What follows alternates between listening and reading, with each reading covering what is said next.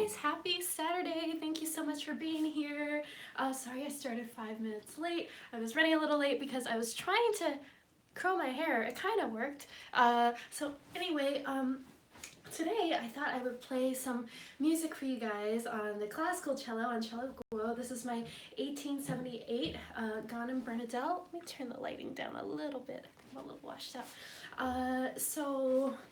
I'm going to start with a song that I wrote called A Love Story, and this is how it goes.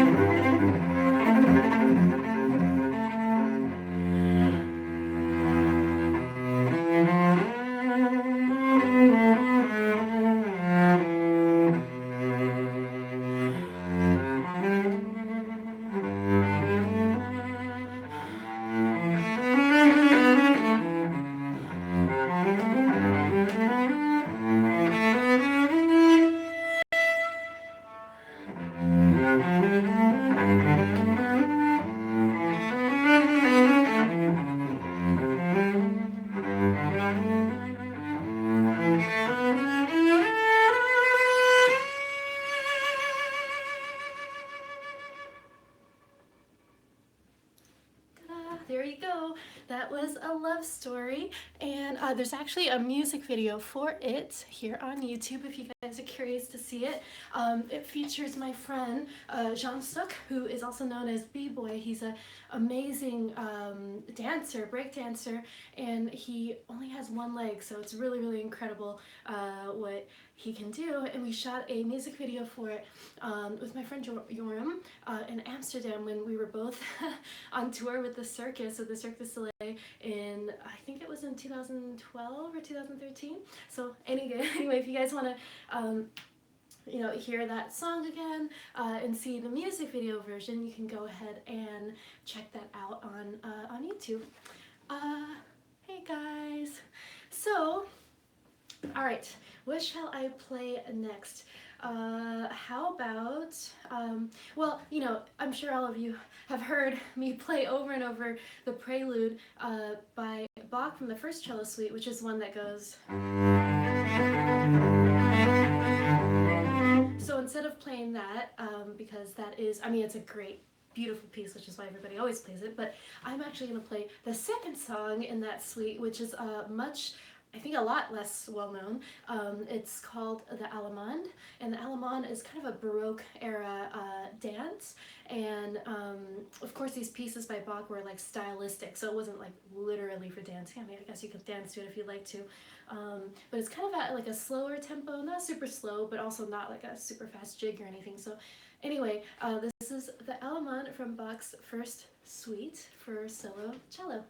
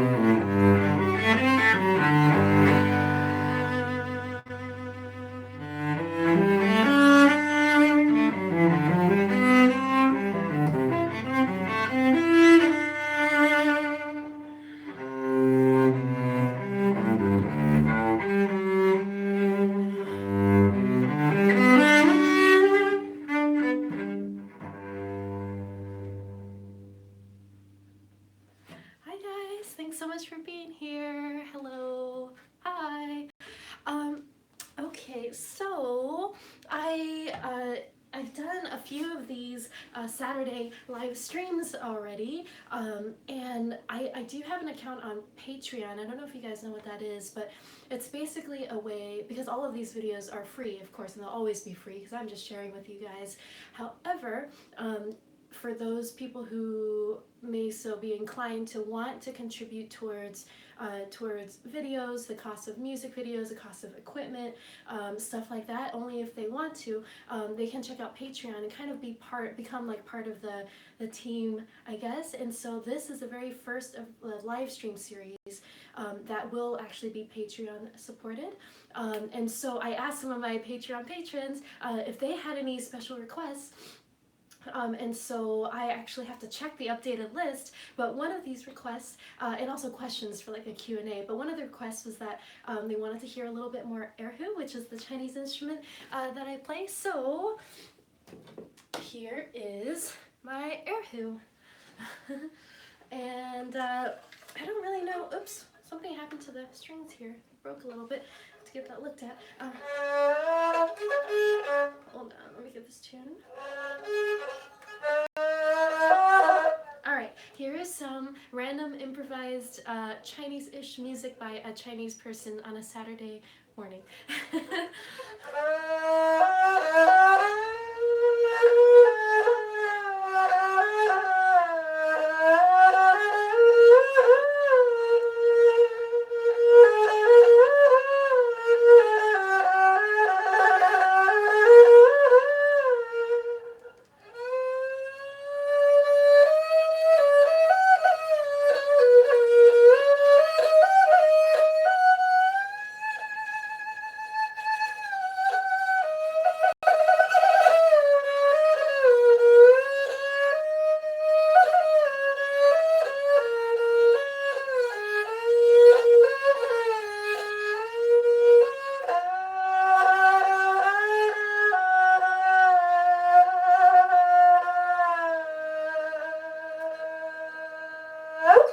There you go. Thanks for your support. Okay, so there's a bit of traveling that I'm doing this year. I'm really excited to be performing in actually a lot of countries and cities around our planet Earth.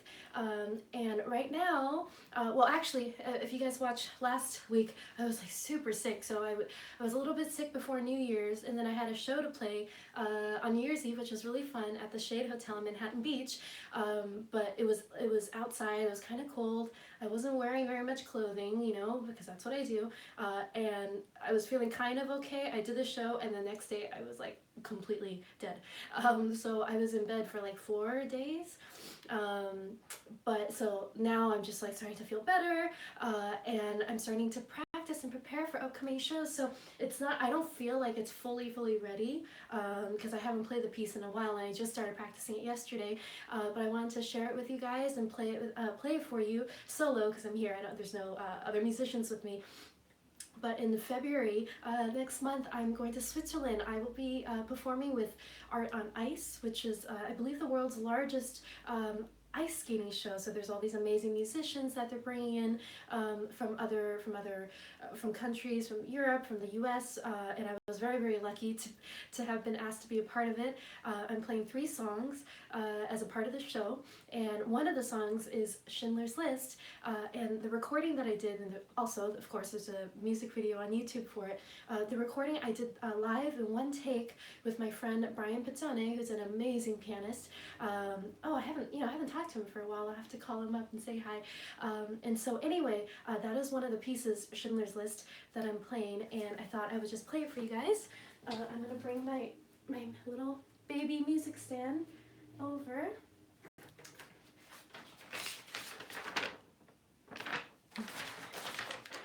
Okay.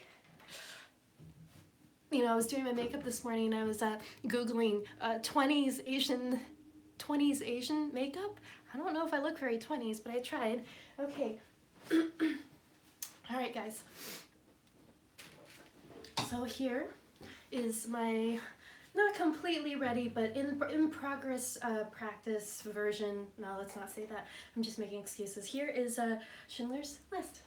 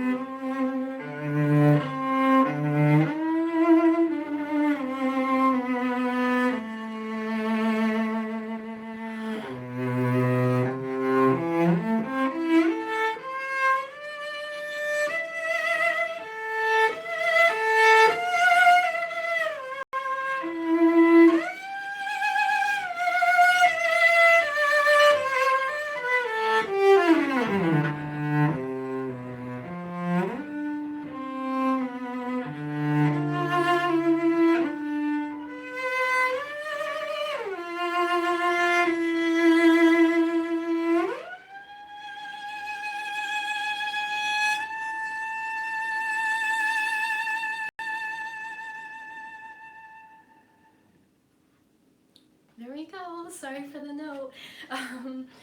So I just started practicing this yesterday to prepare for the Art on Ice tour that I'm doing in Switzerland. Thank you guys so much. You know, this YouTube live streaming is amazing. The problem is all the comments that you guys are writing right now, it's really weird. It's not like on Facebook where whatever comments are left during a live stream, I can then read them after. All of your guys' comments like disappear, and like they're going by so fast that I can like I see occasionally. Thank you guys. I see them occasionally, like right now, obviously when I'm looking at the screen. But when I'm playing, or I feel like I'm missing everybody's comments, and I feel really bad. And I want to be able to read them and respond to you guys and answer any questions that I've missed. So I think the only way to do it is because after this video is posted, like actually on hosted on YouTube. So after the live stream is over, like all the comments have disappeared. They're all gone. So it's kind of a pain in the butt. But if you don't mind, I would really appreciate it if you could just go on and leave a comment just so I can see what you're writing and what you guys are saying, because I've missed, I don't know, like hundreds of comments already, and I'm so sorry. I just can't see them while I'm, you know, playing. Sorry. Okay, so that was Schindler's List, and some of the other pieces that I'm playing for the Art on Ice show, Wonder Woman, of course, and I believe I'm also playing Skyrim, so yeah, I'm really, really excited, and that is my next out-of-town, like, touring thing. Later this month, I am performing, actually, in New York City. It's during Grammy weekend, and it's a different awards show. It's a world music and new age awards show, and it's going to be in Times Square, and I'm just making a very small guest appearance and playing a couple songs.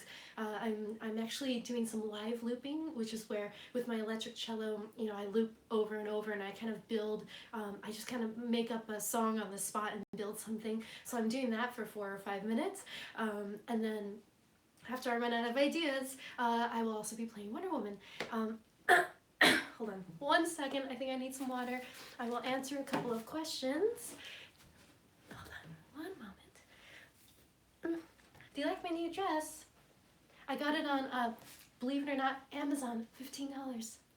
Okay.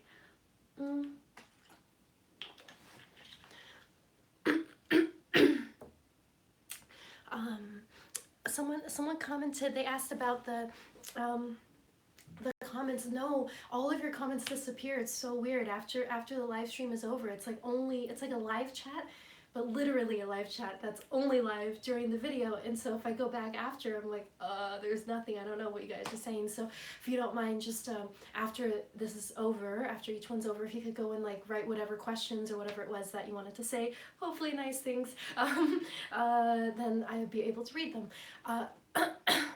I saw, someone said, are you planning on coming to New Orleans? Actually, yes. Funny you should ask that. It hasn't been like solidly confirmed yet, and before there's a contract for anything, I don't like to make random announcements just in case something happens, but there is something in the works in New Orleans, and I'm really, really excited because I love that city. I've been there a few times with the Cirque du Soleil. I took my parents on vacation there last year, and also for something else, I think something music related, so it's a great city, and I can't wait to go back. I saw someone requested some Game of Thrones, and so let's do Game of Thrones, okay? I don't know if they wanted the main theme or something else, but I am a big fan of Reigns of Castamere. I feel like all the music I'm playing today is kind of like solemn, but I guess that's the mood for today.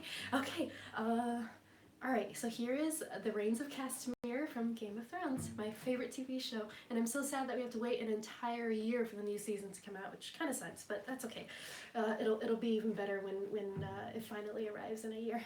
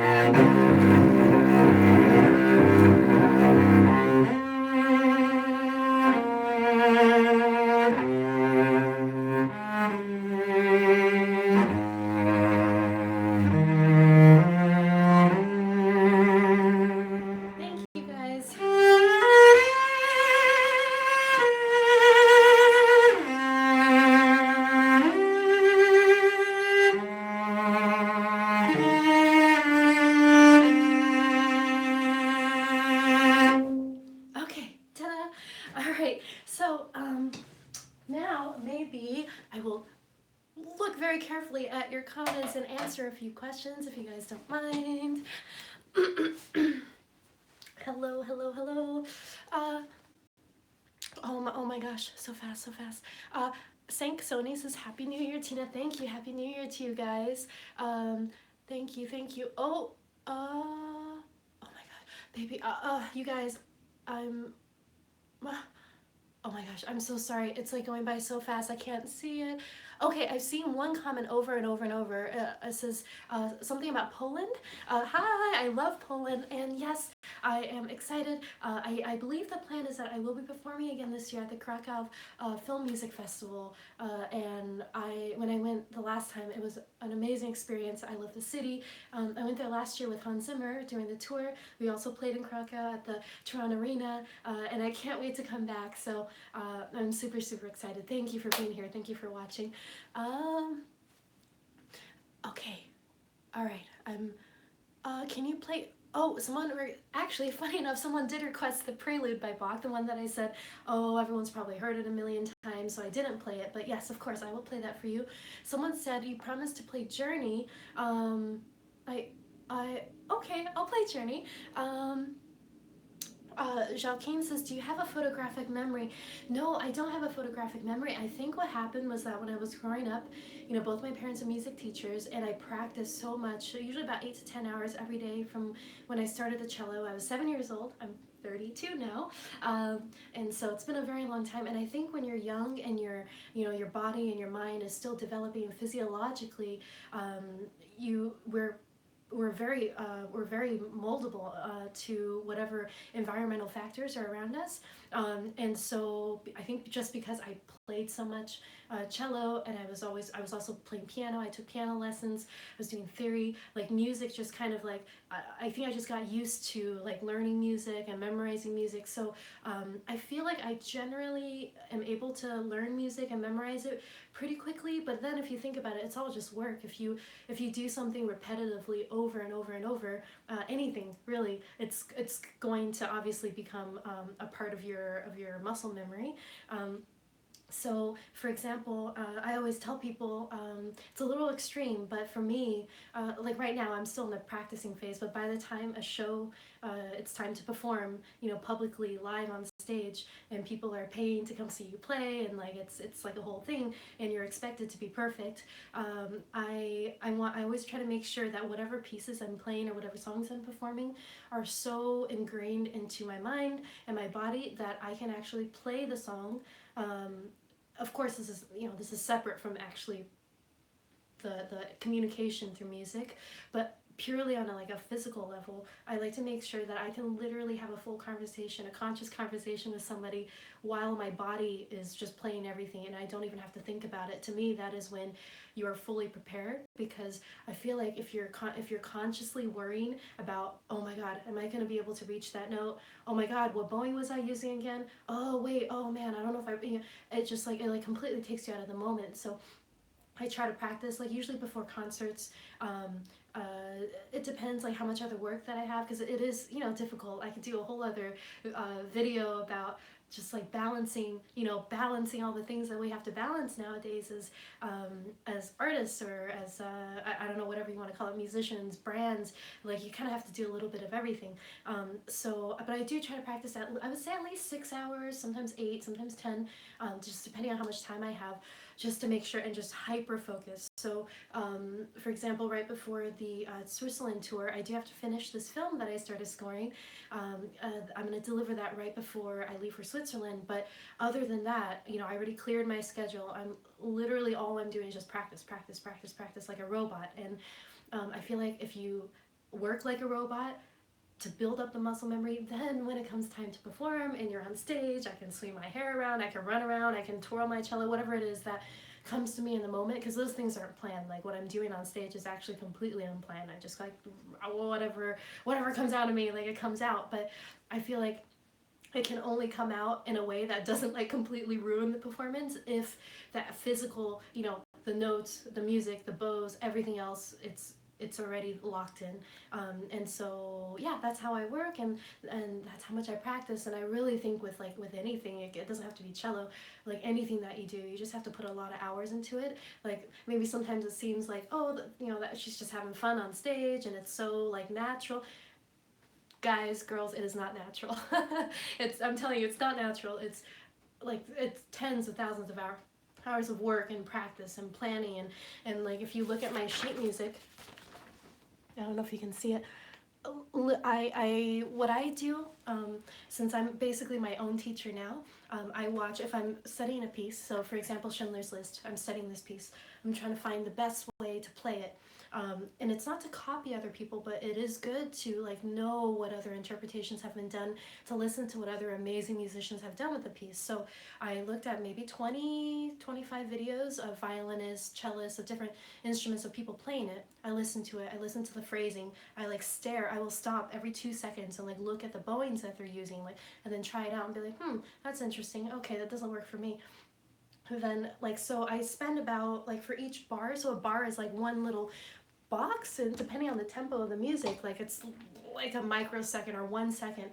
On like 1 or 2 seconds, I will usually spend, I don't know, 4 or 5 minutes just like analyzing what it is that I think that I'll do. I'll try it over and over. I will video myself, I'll record myself, and then listen to that, because sometimes when you're doing something, it's hard to be kind of have a neutral or third person perspective. So once you video yourself, then you really see yourself, you know. So I'll do that, and then so you know, over and over. And I always work in pencil because I'm always erasing things. And as you can see, every single note is the bowings, the fingerings, the shifts, like where I want to have, like everything is like very methodically planned.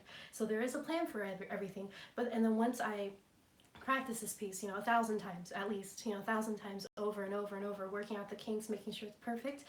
Then when it comes time for the concert, I have to admit, like sometimes I just throw it all out the window and then I like do something a little bit different. But I know that like as a backup, if I just completely, I don't know, like it's still there.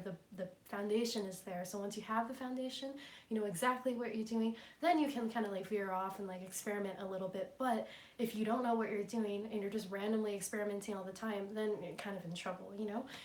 Which is why I missed the one note, because yesterday I only practiced this for about 2 hours. So obviously it's not ready, it's not prepared, haven't quite figured out, like it's not in my muscle memory again. So yeah, a lot of like practice is also just maintenance, you know, all the I haven't done like classical concertos for quite a while. I'm hoping to start doing a little bit more of that, not a ton, because again I can't balance everything, but a lot of like playing classical music and these huge, you know, these pieces in the repertoire that are huge and really really long, like 40-minute, hour-long concertos or pieces.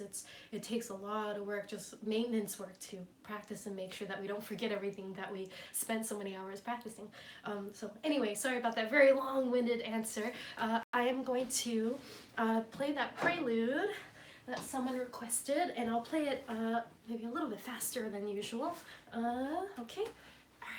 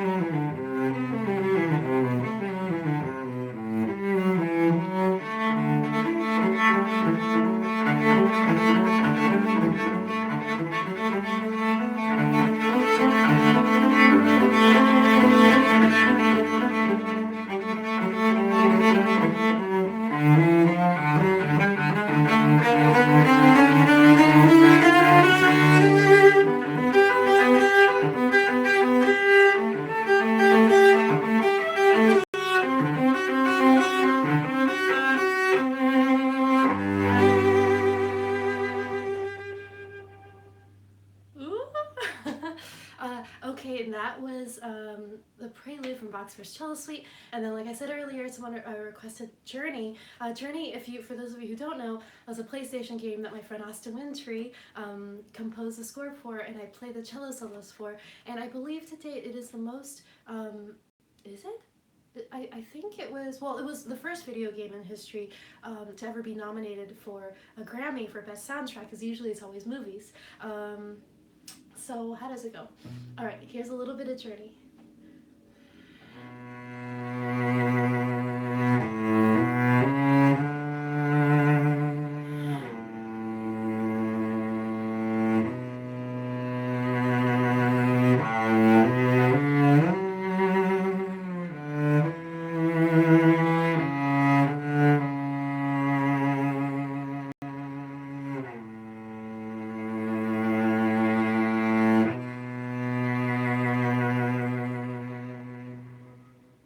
It's a very simple melody, it's a beautiful melody, but basically the rest of the score is all built around that one phrase.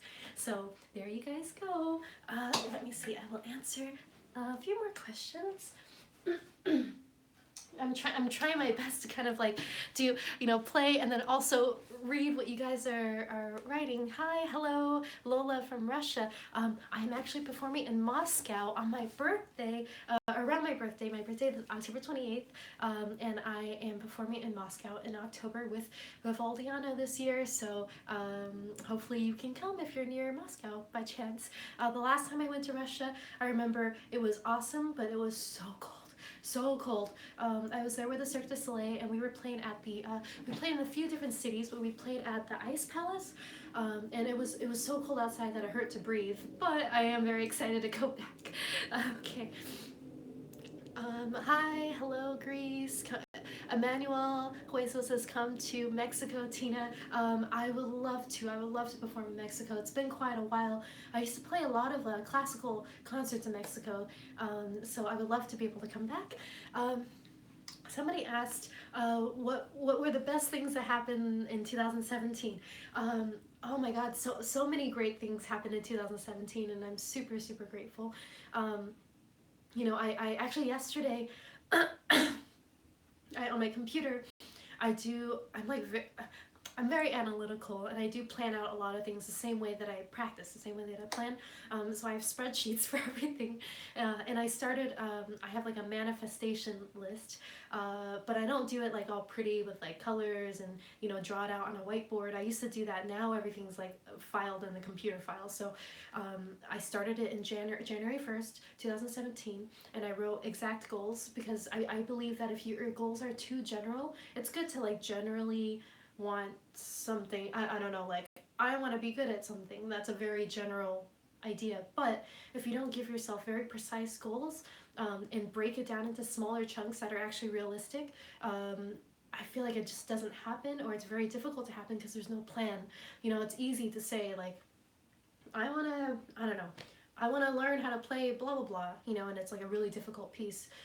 Instead of doing that, it'd be better to say, you know what, each day I'm going to practice 2 hours, which is not a very long time. I'm going to practice 2 hours on 3 lines, so like a little, like 30 seconds of the music every day for the entire year. I'm just going to work on it very, very carefully, and that way it's slow, but it's slow and it actually is effective. And so you're slowly building up, and then before you know it, probably before the end of the year, you would have learned the piece and learned it very, very well.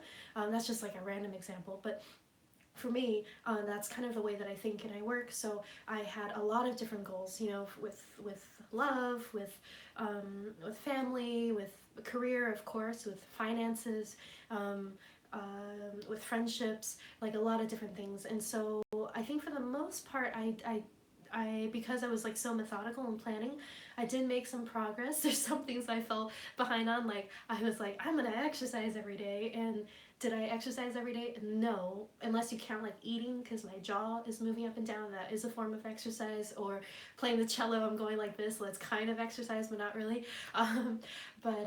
Yeah, so 2017, what did I do? Well, in February last year, I went to the Grammys. I was nominated for a best new age album with my friend Peter Cater, who plays the piano. We did a fully improvised album, so I guess that was awesome. And going to the Grammys was an amazing experience. Um, I had a dress made. I learned a big lesson. I was like, what is it? Pain for beauty. Pain, like beauty is pain, right? The corset, you guys, was way too tight. I could not breathe. But I was like, you know what? I'm just gonna suck it in. It'll be fine. And because like the new age category is earlier during the, it's not in the broadcasted Grammys. It's earlier in the day. So I think I got there at like noon. And I was thinking, somehow in my mind I was thinking, all right, I'm gonna get there at noon and somehow be in this corset that I can't breathe or like barely drink water in for the entire day, all the way through the after parties and stuff. So honestly, like after 3 hours, I was like about to pass out. I felt like I was gonna faint, so I had to go home. So that's what happened. But it still was fun. And then I did like quite a few showcase shows for Game On, which is the new album that I released last year. I released an album on Sony, so it's my first album on a label, a major label that's not mine, because I self-released 9 albums. You know, I did everything myself on the computer. I released everything. I paid for all the printing. I did like literally everything, and it's great, but it's been amazing to like learn to be part of a bigger machine as well. And they've given me a lot of opportunities that I wouldn't have been able to do myself, like having a showcase at the Royal Institute for British Architects in London, and that was really fun. That was for like for press and stuff. So I did that. I did a small press tour in Germany. I did the tour with Hans Zimmer for many months, and then during tour break we had a 1 week tour break in July. During the 4th of July, I met the love of my life. I met Rambo, my boyfriend, and so that was really awesome, because actually the very first thing on my 2017 spreadsheet for manifestation was meeting and developing a relationship with the right partner, with the right person.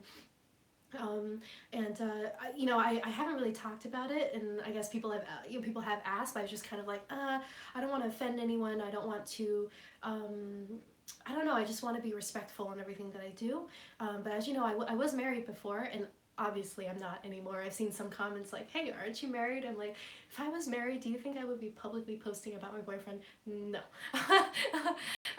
So no, I haven't been with my ex, Ray, for say like a year and a half now, but I just didn't want to make a big deal out of it. You know, I've seen sometimes when people break up and they write like public things that are negative or super dramatic, I'm like, that's really just not necessary, because it just I don't know, you know, I guess people make, I don't even want to say it's a mistake, because you learn from it, but people are not compatible, and sometimes it's just better to learn from it. And for me, I learned, I don't want to say this is a situation with anyone, but it's probably a good idea to date someone for a long enough time, maybe live together if that's, you know, what you do, and really, really get to know someone, and really find out if your lifestyles, if the way that you think, the things that you do for fun, your bedtimes, habits, like all these little things that you probably don't think about in the very beginning, where you're like, oh, it's romantic, oh, it's exciting, but then you start living real life, day-to-day life, and you go, oh my god, like this is not, you know. And yeah, so for me, you know, we tried for, I want to say almost 4 years, and we had only dated for 6 weeks, long distance, seeing each other only 2 times before we got engaged. So it was very romantic at the time, you know, and at the time I was 28, and there was lots of things in my mind, you know. I really wanted to get married. That was always my goal. I always wanted to be married. I wanted to be someone's wife. I wanted to, you know, I'm not into like dating around, you know. I just really wanted to meet the one. I wanted to be married. I wanted to start building a family together. So I was already in that space. And he is a great person. He's a very nice person, you know. And but it was a very short dating period. It was long distance, and you know, in the end, for me, I always think like try as hard as you can. But if it's really not right, and you're really like not happy, and it's not right, don't make yourself miserable, you know, because you're not only hurting yourself, you're hurting other people. So, but that was in 2016. I just didn't say anything about it, but that was in 2016. And I gave myself like a year of just being alone, working on my own stuff, working on music, um, kind of like, you know, learning to be okay. Because I have to admit, I have always had boyfriends or always been in relationships because love is fun. Everybody likes it. But I thought, no, this is not good. I need to be able to really be in myself and like work on myself. So I did that for over a year. And then I think by the time 2017 rolled around, the beginning of 2017, I thought, you know what, I think I'm ready to, you know, hopefully I'm a little more mature now and I'm ready to, you know, hopefully manifest or bring in a life partner. So in July, I met Rambo, and it's yeah. I mean, now we've been together for a little over 6 months, and not engaged yet. One day, hopefully, and I'm very happy. We live together, so that's good. And what other things did I manifest? Oh, I wanted to grow, you know, my social media pages, like my career basically. So like Facebook, Twitter, YouTube, and to really try to put out more interesting content, to be involved with you guys. Because I really don't want to like lose touch. You know, I've always been very like DIY, and like your guys' support is the reason that I have a career of any kind, you know, and so I always remember that, and I don't want to lose touch where I stop doing things that are like this, like very open, and some people, well-meaning people, have said to me like, why do you know, you shouldn't do that, you should have like a, not a separation, but like keep your image. Like in some of my videos, if you didn't know me in person, I think you would probably assume certain things about me, but that's kind of the point of art. You're I don't know if it's acting, but you're kind of projecting a part of yourself that might not be like you in real life. And I don't know, I just, like, for me, I've just always done like what feels natural to me, and so I wanted to make sure that I continue like keeping in touch and trying to respond to as many comments as I possibly can, you know, and to keep things running that way. So I feel like I've done an okay job at that, and I'm continuing to do that for this year. And as far as like other goals, let's see, in 2017, oh, I bought my first home. I bought a condo in 2 months ago, so in November, and that's been kind of a goal that I've been building up to since I was 18 years old. You know, so for like 14 years, I've been saving and trying to, like, you know, save enough so I can like have a place, and yeah, and create some kind of security for myself. So those were all really, really good things. I played a lot of concerts. I did a lot of recordings on different projects. I played on Dunkirk. So yeah, definitely very, very grateful. All good things happen.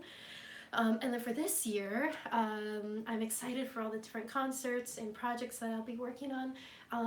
And yeah, okay. Hi guys. Okay, wow. Oh my gosh, it's been almost an hour. This is like the longest live stream yet. Sorry for my rambling. Um, Hello India, hello Belgium. No, we are not performing at Coachella this year because we performed last year. Oh yeah, I played at Coachella last year with Hans, both weekends. Amazing. Oh my god, amazing. Like really, really amazing. Okay. Hello from Kazakhstan. That's awesome. Hi to Kazakhstan from LA. Uh, have you ever worked with Steve Jablonsky? You know what? I don't think I have, but I recently saw him at an event. There was an event at a local music studio here in LA where we talked about, like, it was a whole bunch of composers and myself, and we just kind of like, it was a fan club for film music, which is really cool. And we just talked about our experiences. People ask questions, and so he's super nice. He's amazing, a really nice person, amazing composer. Let's see. Oh my gosh, too fast, too fast. That's awesome. What was the first piece you knew how to play from Classified? Well, the very first piece that I learned was Twinkle Twinkle Little Star because my parents were my music teachers. My dad was my cello teacher, and they're still music teachers. They live in San Diego, and they use the Suzuki method. So in the Suzuki method, cello level book 1, you play Twinkle Twinkle Little Star with like all kinds of different bow variations, so different patterns and stuff. So Twinkle Twinkle Little Star was my first song. Let's see. Daryl says I'm in book 5. That's awesome. Good job. Keep going. That's wonderful. Someone asked if where I went to school. I went to, well, it's kind of, well, it's not a long story. It's a short story. It's after.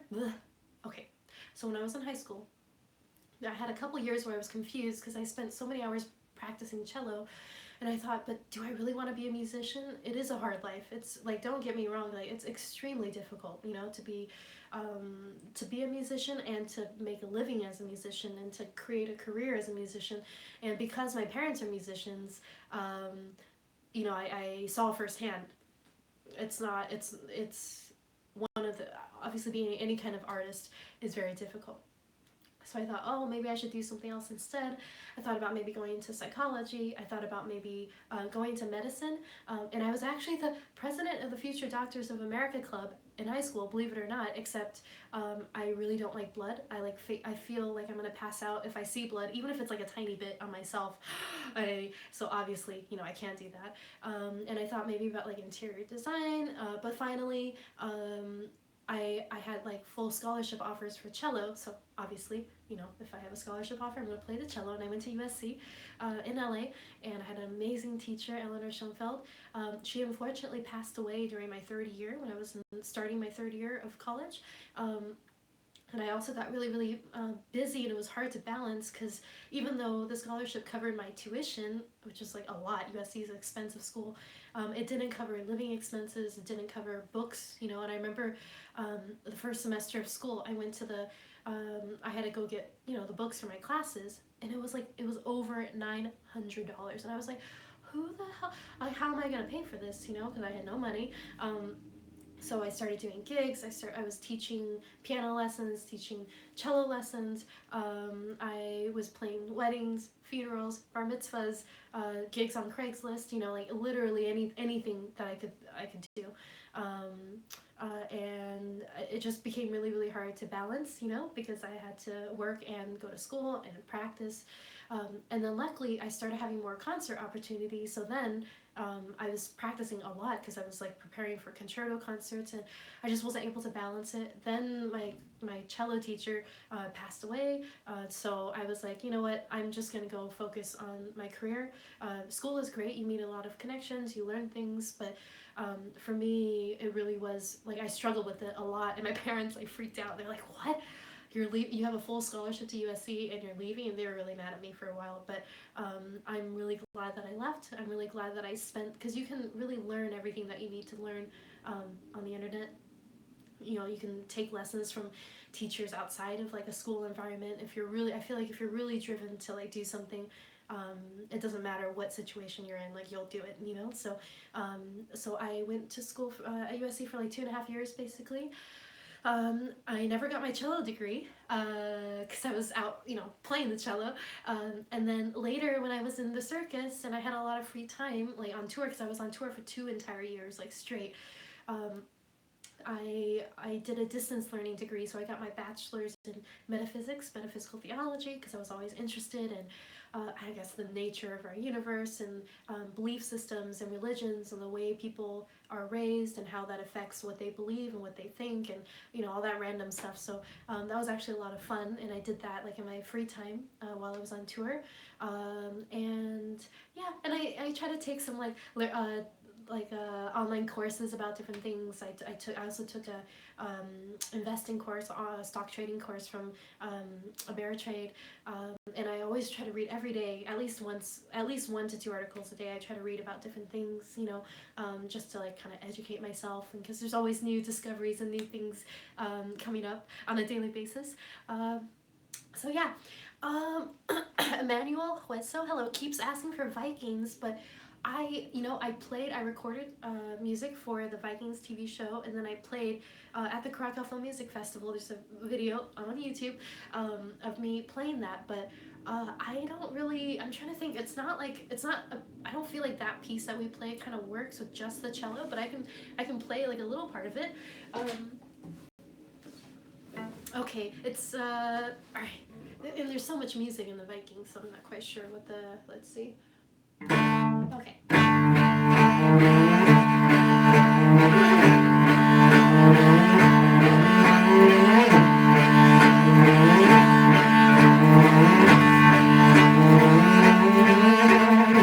There you go for you, because you asked so many times. I finally saw it. Okay. All right. let's see, we're at, oh my gosh, 56 minutes. Okay, I'm gonna go in a few. Because today is the final day of the Titanic exhibition at the at the library. I think the Ronald Reagan Library. And Rambo, my boyfriend, surprised me. Surprised me with tickets, so we're gonna go to that today. I think at 2:30. So we have a little time, but so I'm gonna do some work before that happens. Sorry guys, I'm still a little sick. Thank you so much. Thank you for being here. Thank you for listening to music. Thanks for chatting with me, hanging out. Again, if you weren't here earlier, all of your comments, because they're scrolling by really fast, I like literally see maybe 1 out of every 50 comments.